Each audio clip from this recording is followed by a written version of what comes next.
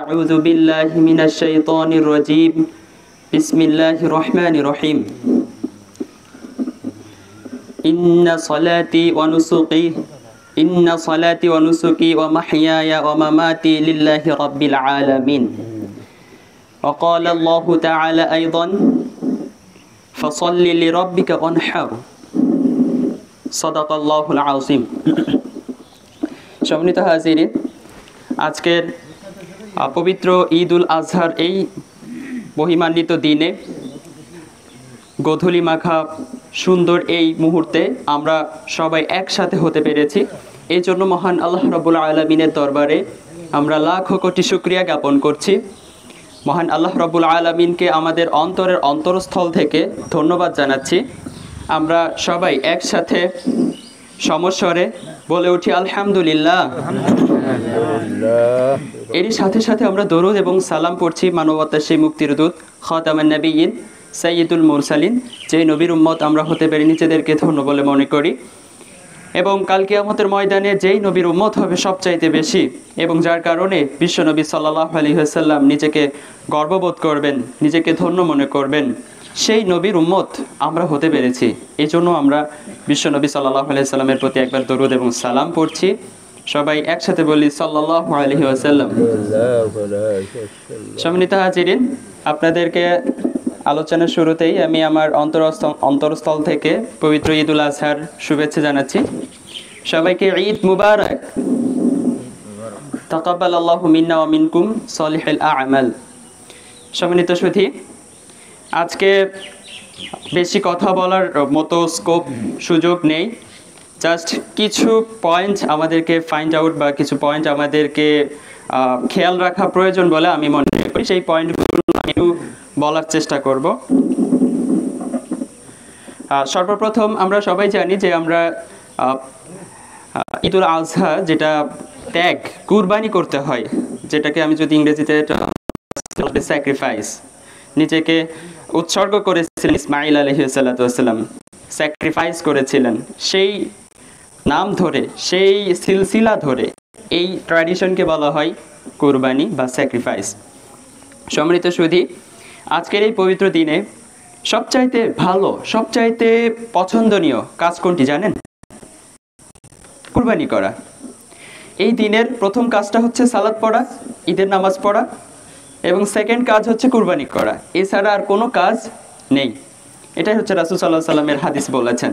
আর বাস্তবিক পক্ষেও আমরা কিন্তু সেই কাজটাই করি। প্রথমে সালাত পড়ি, এরপরে কুরবানি করি। এর বাইরে কি কেউ কিছু করি না। কেউ যদি সালাতের আগেই যদি কুরবানি করে ফেলে তাহলে কি তার কুরবানি হয়? হবে না। কেউ যদি সালাতের আগেই যদি কুরবানি করে ফেলে তাহলে তার কুরবানি হবে না, আবার সালাতের পর আবার কুরবানি করতে হয়। এটাই হচ্ছে নিয়ম। এটাই হচ্ছে রাসূল সাল্লাল্লাহু আলাইহি ওয়াসাল্লাম আমাদেরকে এইভাবে শিখিয়েছেন। তো প্রথমত কুরবানির যে শিক্ষা সেটা যদি আমি বলতে চাই তাহলে আমাদেরকে একটু ইতিহাসের দিকে ব্যাক করতে হবে। ইতিহাস, প্রথম কুরবানির ইতিহাস কোনটা জানেন? হাবিল এবং কাবিল। আপনারা নিশ্চয়ই জানেন, জুমার খুতবায় অনেক শুনেছেন। কথাগুলো জাস্ট আমি একটু স্মরণ করে দেওয়ার জন্য আবার রিপিট করি। হাবিল এবং কাবিল, তাদের মাধ্যমেই মূলত প্রথম কুরবানির ট্র্যাডিশনটা চালু হয়। হাবিল কাবিল দুইজন কুরবানি করে, তাদের মধ্যে একজনের কুরবানি একদম খাঁটি মনে করেছিল, তার কুরবানিটা হয়েছিল। আবার সেই সময়কার একটা কুরবানি সাইন হচ্ছে যে কুরবানি কবুল হয়েছে, এটার নিদর্শন হচ্ছে যে আকাশ থেকে আগুন আসতো, সেগুলোকে জ্বালিয়ে পুড়িয়ে ভস্ম করে দিত। এটা হচ্ছে তাদের কুরবানি কবুল হওয়ার সাইন ছিল, নিদর্শন ছিল, চিহ্ন ছিল। তো সেই একটা, এটা হচ্ছে প্রথম কুরবানির ট্র্যাডিশন। প্রথম ইতিহাসের প্রথম হচ্ছে এই কুরবানিটা পাওয়া যায়। দ্বিতীয় কুরবানির ট্র্যাডিশন চালু হয়েছে আমাদের প্রফেট ইব্রাহিম আলাইহিস সালাতু ওয়াস সালাম, আমাদের মুসলিম নেশনের ফাদার, আমাদের মুসলিমদের যে জাতির পিতা, মুসলিম জাতির পিতা ইব্রাহিম আলাইহিস সালাতু ওয়াস সালামের মাধ্যমে। সম্মানিত সুধী, এখানে ইব্রাহিম আলাইহিস সালাতু ওয়াস সালামের ইতিহাসে ছোট্ট করে আমাদের মধ্যে একটু মিসআন্ডারস্ট্যান্ডিং হয়। সেটা হচ্ছে যে আমরা অনেক সময় বলে ফেলি যে আল্লাহ রাব্বুল আলামিন প্রফেট ইব্রাহিম আলাইহিস সালামকে জিজ্ঞাসা করলেন যে তোমার আদেশ করলেন যে তোমার মধ্যে তোমার সবচাইতে প্রিয় বস্তুটি কুরবানি করো। তখন প্রফেট ইব্রাহিম আলাইহিস সালাতু ওয়াস সালাম 10টা উট দিলেন, তাতেও কাজ হলো না। পরে আবার 100টা দিলেন, তাতেও কাজ হয়েছে কিনা এই ইতিহাসটা মোটামুটি আমরা সবাই জানি বা শুনেছি, কিন্তু এই ইতিহাসটার আসলে ঐতিহাসিক কোনো ভিত্তি নেই। এটা হচ্ছে পবিত্র কুরআনুল কারীমের বিপরীতে এই ইতিহাসটা। সঠিক ইতিহাস কোনটা? সঠিক ইতিহাসটা হচ্ছে যেটা সূরা আস-সাফফাতের মধ্যেই রয়েছে। পবিত্র কুরআনুল কারীম যেভাবে আমাদেরকে জানিয়েছে সেটাই হচ্ছে প্রকৃত সত্য। প্রফেট ইব্রাহিম আলাইহিস সালাতু ওয়াস সালাম একবার স্বপ্নে দেখলেন যে আল্লাহ তাআলা তাকে বলছেন যে তোমার ইব্রাহিম ইসমাঈলকে কুরবানি করো। তখন ইব্রাহিম আলাইহিস সালাতু ওয়াস সালাম ইসমাঈল আলাইহিস সালামকে গিয়ে বললেন যে আমি স্বপ্নে এরকম এরকম দেখেছি, তোমার মত কি?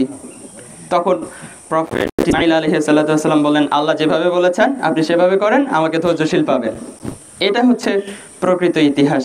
মাঝখানে 10টা 20টা হাবিজাবি এগুলো কোনো ঐতিহাসিক ভিত্তি নেই।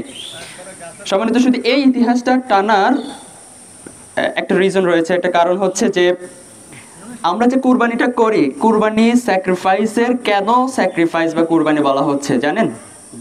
এখানে আমরা জানি যে প্রফেট ইব্রাহিম আলাইহিস সালামের দুইজন ওয়াইফ ছিলেন, দুইটা বউ ছিলেন। যদি আমি সরাসরি বলি, যদিও বা নবীদের শান আমরা সম্মানের সহিত বলছি।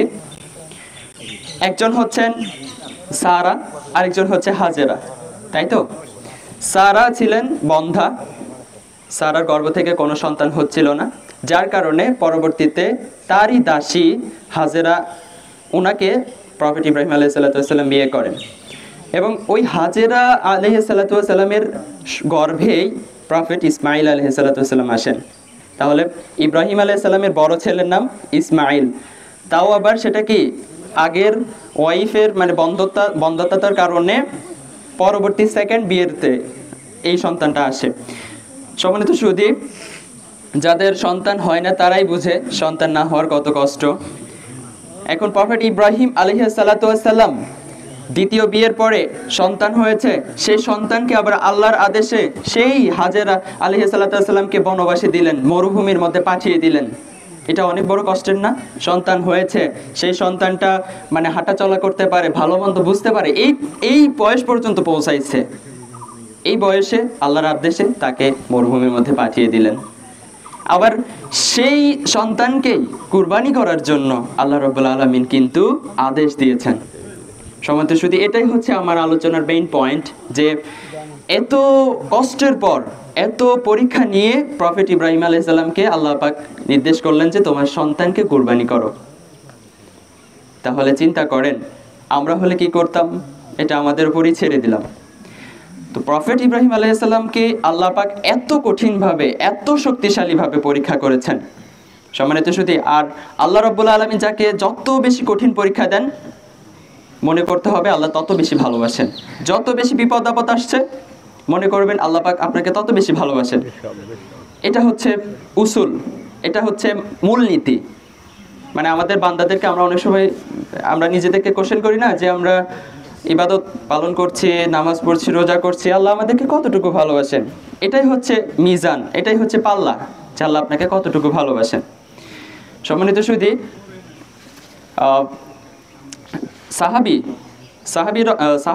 সাহাবায়ে কেরাম রাদিয়াল্লাহু আনহুম ওনারা সবসময় চাইতেন আমাদের যেন একটু অসুস্থতা আসে। কারণ কি? কারণ অসুস্থতার মাধ্যমে গুনাহগুলো মাফ হয়ে যায়। অসুস্থতা হচ্ছে আল্লাহ তাআলার একটা পরীক্ষা। এই অসুস্থতা চাইতেন সাহাবায়ে কেরাম।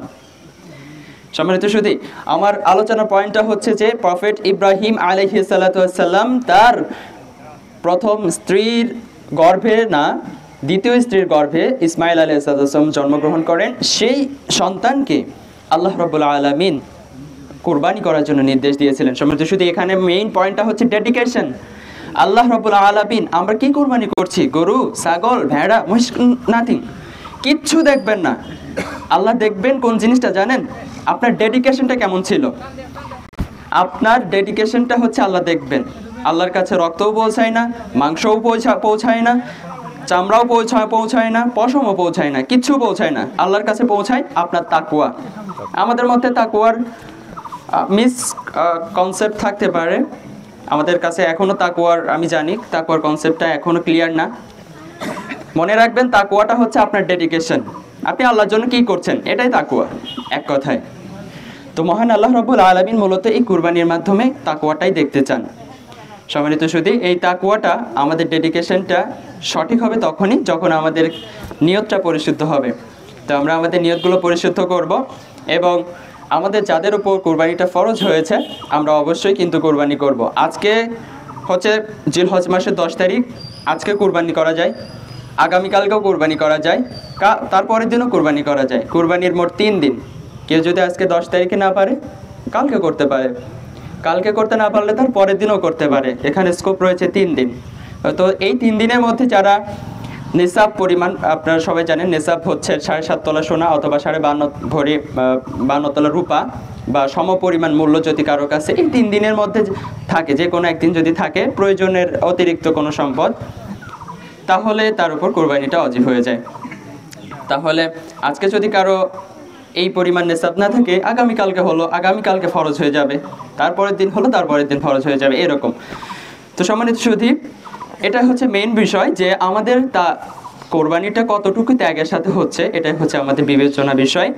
আর রাসূল সাল্লাল্লাহু আলাইহি ওয়াসাল্লামের বাণীর প্রতি যদি আমরা খেয়াল করি তাহলে আমরা দেখতে পাবো তিনিও কিন্তু আমাদের এই ডেডিকেশনটাই লক্ষ্য রেখেছেন। আয়াতে এসেছে ইন্না সালাতি ওয়া নুসুকি ওয়া মাহইয়ায়া ওয়া মামাতি লিল্লাহি রাব্বিল আলামিন। আমার নামাজ, আমার রোজা, আমার হজ, আমার কুরবানি, আমার এভরিথিং সব কিছু হচ্ছে আল্লাহ তাআলার জন্য। এখানে দ্বিতীয় কোনো অপশন নেই। জামাই আসছে, শ্বশুর কুরবানি না করলে কেমন হয়, এটা কোনো অপশন না। এটা করলে আপনার কুরবানি তো বাদ গেলই, বাকি যাদের সাথে শরীক করছেন তাদেরটাও নষ্ট করে ফেলছেন। তো এই জন্য আমাদেরকে নিয়তের ব্যাপারে সবসময় সজাগ থাকতে হবে। সেটা শুধু কুরবানি না, প্রত্যেকটা ইবাদতের ক্ষেত্রেই, প্রত্যেকটা আমলের ক্ষেত্রে আমাদেরকে নিয়তের ব্যাপারে সচেতন হতে হবে। নিয়ত ছাড়া যদি আপনি কোনো আমল করেন তাহলে সেই আমলটা হবে আপনার তলা ছাড়া ওই মাছের খোলের মতো। মাছ রাখবেন, তলা তো নাই, মাছের খোলের ওই যেটা মাছ রাখে তার তো তলা নেই, তলা ছাড়া। তো আপনি মাছ রাখবেন, উপর দিয়ে নিচ দিয়ে পড়ে যাবে। তো নিয়ত যদি শুদ্ধ না হয় তাহলে আপনার আমল, আপনার ইবাদতও এরকম তলাবিহীন। আপনি আমল করবেন, আমল কবুল হবে না, নট অ্যাকসেপ্টেবল। তো এটাই হচ্ছে মেইন বিষয়। তো আরেকটা আয়াতের মধ্যে আল্লাহ রাব্বুল আলামিন বলেছেন, আমি এটা বলেই শেষ করে দিচ্ছি, ফাসাল্লি লিরাব্বিকা ওয়ানহার। হে রাসূল সাল্লাল্লাহু আলাইহি সাল্লামকে যখন মক্কার কুরাইশরা বলল যে আপনি তো নির্বংশ, রাসূল সাল্লাল্লাহু আলাইহি সাল্লামের তো ছেলে ছিল বাট তারা মারা গেছেন। তো পরবর্তীতে কাফেররা কি বলছেন যে আপনি তো নির্বংশ, নির্বংশ বলে রাসূল সাল্লাল্লাহু আলাইহি সাল্লামকে অবজ্ঞা করত, তাকে ভর্ৎসনা করত। তো তখন রাসূল সাল্লাল্লাহু আলাইহি সাল্লামের প্রতি মহান আল্লাহ রাব্বুল আলামিন সূরাতুল কাউসার নাজিল করেছেন, ইন্না আ'তাইনাকাল কাউসার ফাসাল্লি লিরাব্বিকা ওয়ানহার ইন্না শানিআকা হুয়াল আবতার। তো রাসূল সাল্লাল্লাহু আলাইহি সাল্লামকে আল্লাহ পাক বলেছেন যে আপনি সালাত পড়ুন, কুরবানি করুন। তাহলে এখানে সালাতের সাথে কিন্তু কুরবানি অ্যাটাচড, একসাথে বলা হয়েছে। তাহলে কুরবানির কিন্তু অবশ্যই ভ্যালু আছে বলেই আল্লাহ রাব্বুল আলামিন নামাজের সাথে কিন্তু কোরআনের একটা সংযোগ তৈরি করে দিয়েছেন। কুরবানি, এই কুরবানিটা কিন্তু শুধু জন্তু কুরবানি করার মধ্যে সীমাবদ্ধ নয়, এই কুরবানিটা কিন্তু আমাদের ভালোবাসাকে কুরবানি করা। আপনি খেয়াল করবেন যারা গরু লালন পালন করেন বা খামারি, তাদের গরুটা যখন বিক্রি করে দেয় তারা কান্না করে ফেলে, এটা কিন্তু ভালোবাসা। ওই ইব্রাহিম আলাইহিস সালাম যেভাবে তার নিজের প্রিয় বস্তু সন্তানকে কুরবানি করেছিলেন, ভালোবাসাকে কুরবানি করেছিলেন, আমরাও কিন্তু আমাদের সেই ভালোবাসাকেই কুরবানি করছি।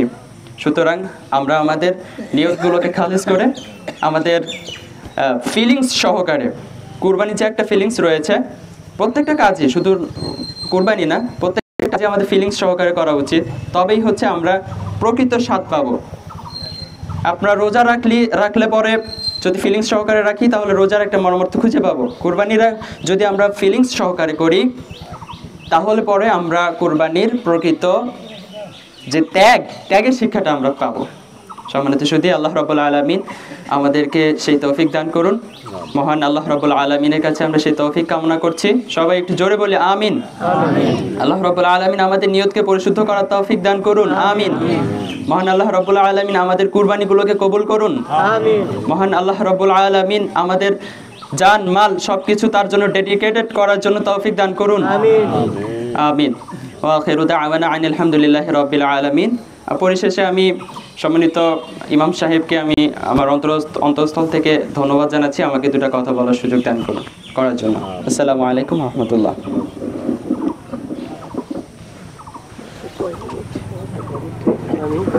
কথা বলা লাগবে আমার